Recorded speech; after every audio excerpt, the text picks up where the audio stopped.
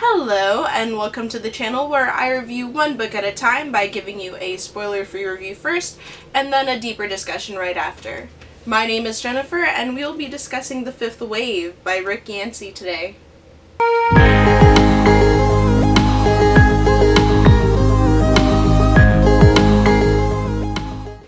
Book review.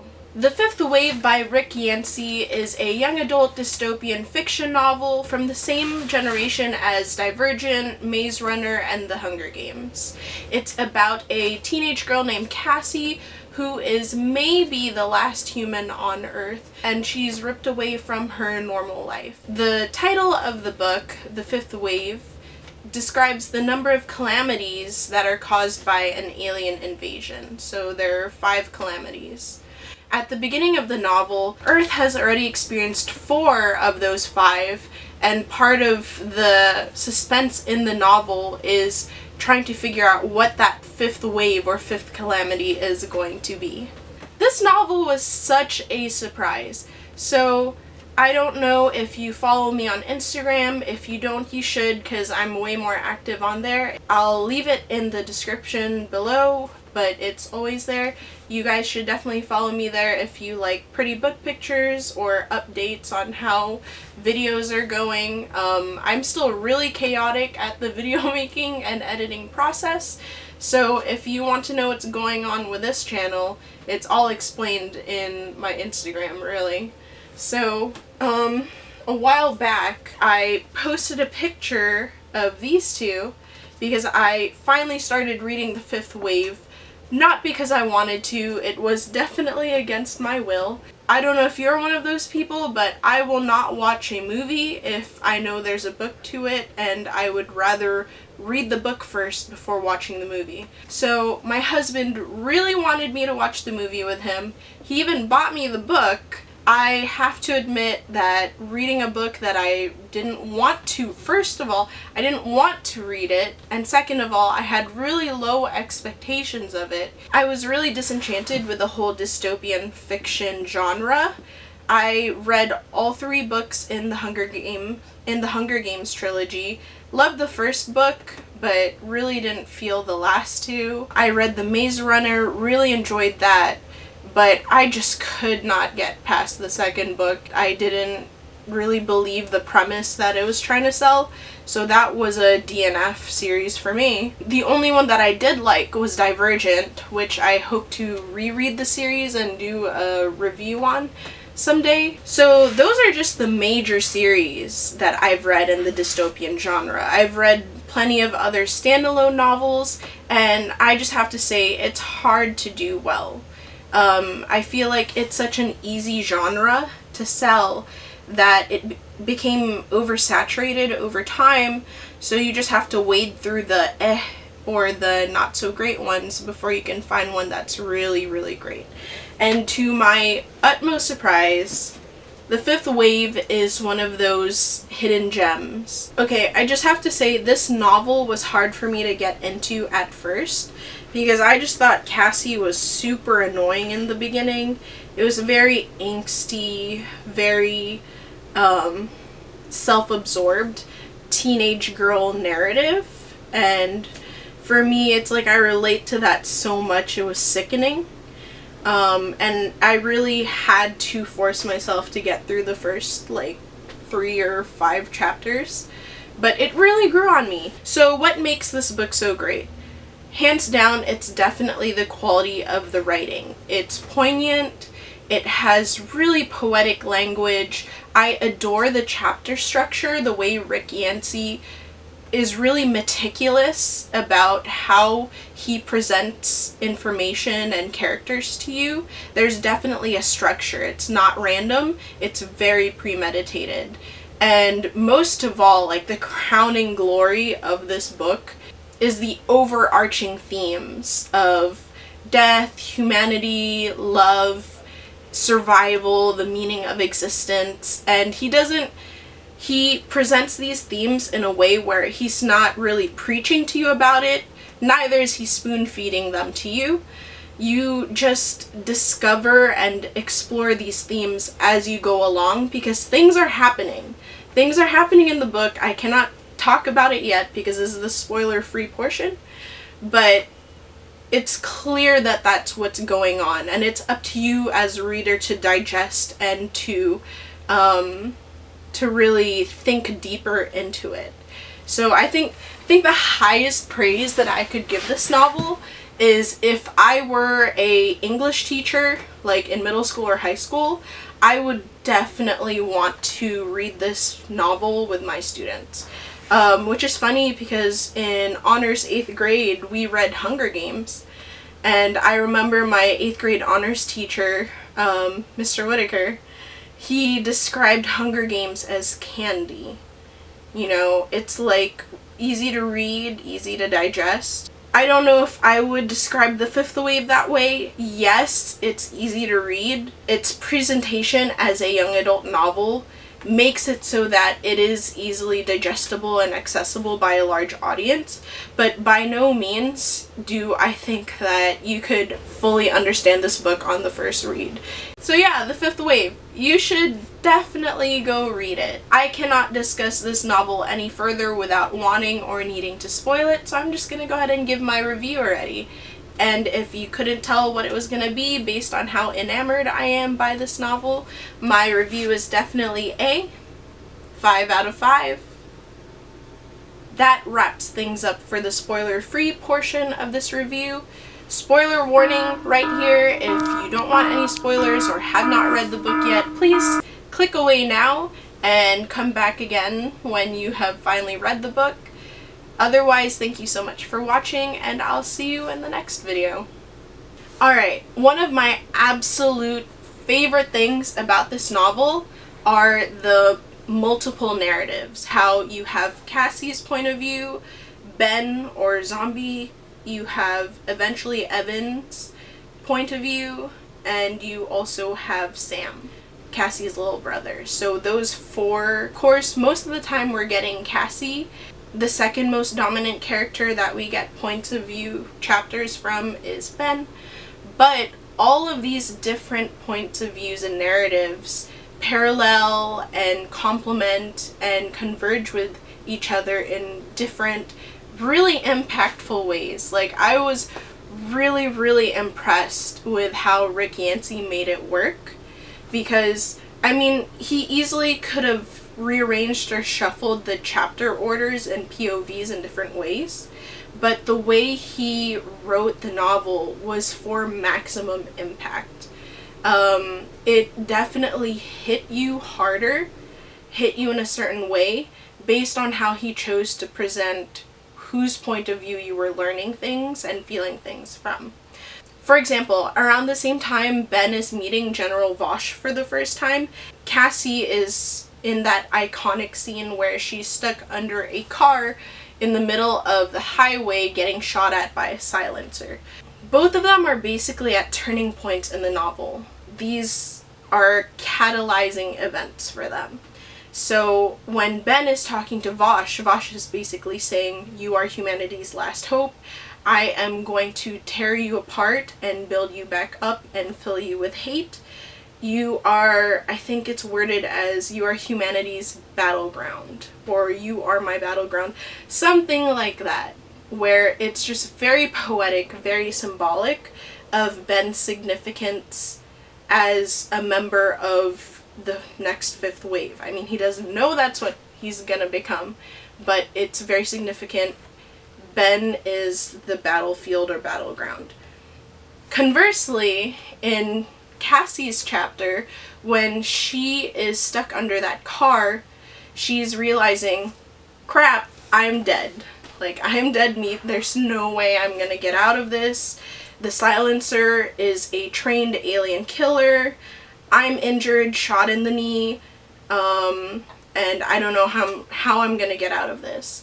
But what makes her so compelling and sympathetic as a character is that she refuses to give up. She is basically saying, I am humanity.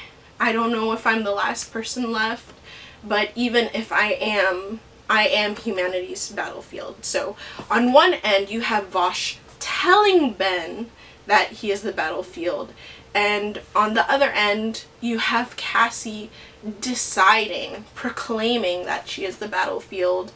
So it was like, when I read that, I was just so impressed. I was like, wow, is this book really for teenagers? Like, there's just so much. Rick Yancey gives you so much. And that's just one example. He does this consistently and repeatedly throughout the whole book. So it was delightful to read if you appreciate that kind of craft and effort that an author can put into their writing and their writing style. I just really enjoyed that. Alright, I'm back. 34 weeks pregnant. Sorry. Had to take a food break. Oh, now I'm sleepy. My energy's totally gone. Whew. But we're gonna power through this. Another thing I really enjoyed about this novel was the plot twists. Evan's a silencer? No! Camp Haven is generating the soldiers for the 5th wave. Ben and Cassie meet at the end? What? Oh my goodness. There's just so much. As the story unfolds and you get deeper into it, more invested in the characters and in the plot, like, Rick Yancey just keeps giving it to you. It was just so enjoyable. I definitely got emotionally wrapped up in a lot of the parts. So let's take it apart a little bit. Okay, Evan being a silencer was just the most mind-blowing thing to me ever, because I didn't suspect a thing. Have you ever watched a movie with somebody who can, like, predict everything that's about to happen, or can predict, like, who the murderer is from the beginning of the movie? I'm not one of those people. I'm dumb. Or maybe I'm simple-minded or too trusting, but I usually cannot tell a plot twist until it hits me in the face. I suspected nothing, and as Cassie was slowly saying, like, something's not right here, where's Evan going at night? What is he killing? And then slowly she's like, who is she killing? And until she finally just forces him to admit that, one, he's an alien, he's a silencer, and two, he's the one that shot her. Like, oh my gosh, that was just, it was so crazy. But it was nuanced and layered because it wasn't just shock value for the sake of shock value. There are further implications for these revelations. Not only is he an alien, he is in a gut-wrenching, heart-wrenching situation because of her. Because of Cassie, there's something wrong with Evan. He broke protocol, he was supposed to kill her, and he didn't. So there's just something wrong with him now, and he's trying to figure it out, and he has to come to terms with his duality as an alien in a human body, trying to figure out how much of me is human and how much of me is alien. But in the end, he definitely relates more to his humanness because of Cassie.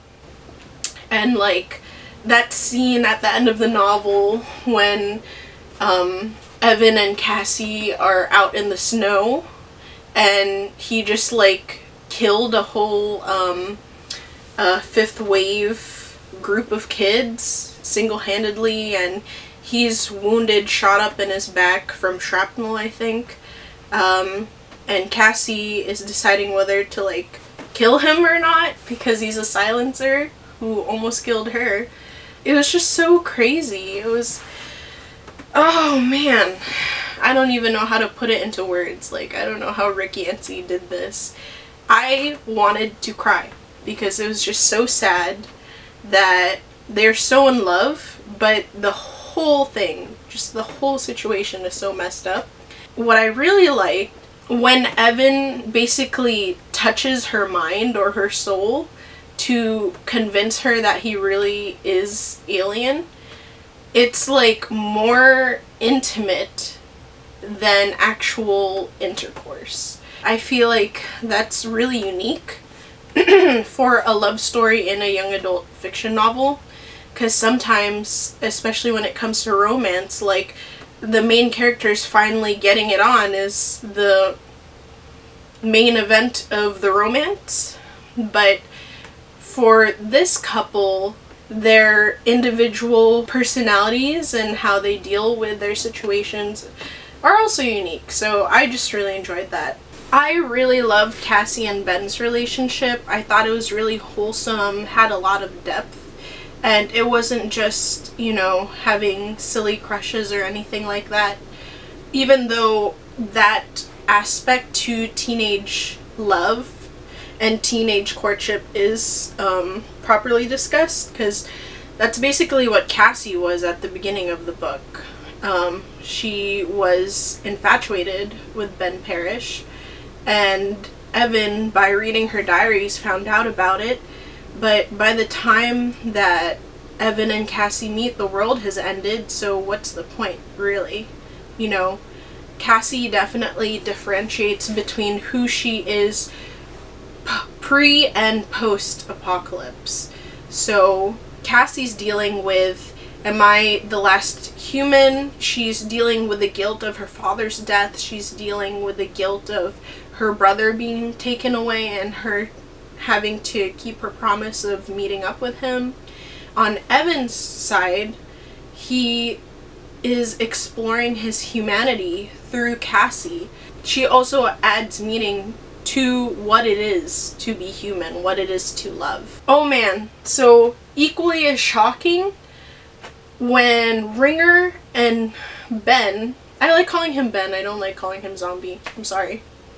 But when Ringer finally figures out, like, there's something wrong with this situation, I don't think that we're killing the correct people, and then they cut out the little pellets embedded in the back of their necks, and they realize that they're killing innocent people. Another huge plot twist. And sadly in the movie,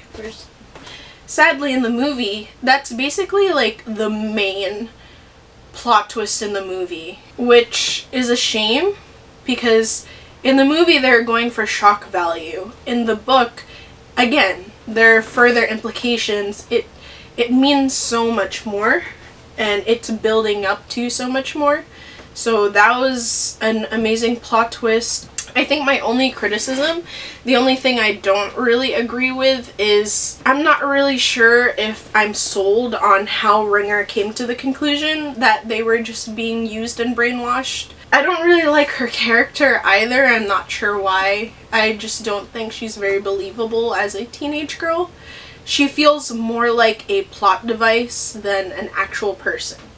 And that's probably my only criticism in the book that I can remember. I'm not sure if it's believable that she just suddenly had the epiphany that I need to take the thing out of my neck and see if we're being controlled. I don't know. Otherwise, that was an awesome plot twist. Finally, Cassie and Ben meeting at the end, because they're both trying to rescue Sam, was just such an epic conclusion to the book. And then the whole explosion and Evan sacrificing himself. It was just, yeah, I thought that was a great conclusion to the first novel. So, really loved it. Hope that you guys loved it too. I have rambled on long enough. Thank you so much for watching. If you like the way I break down books, please consider liking and subscribing. Leave a comment down below. Try to keep it spoiler free, please. And I'll see you in the next video. Bye!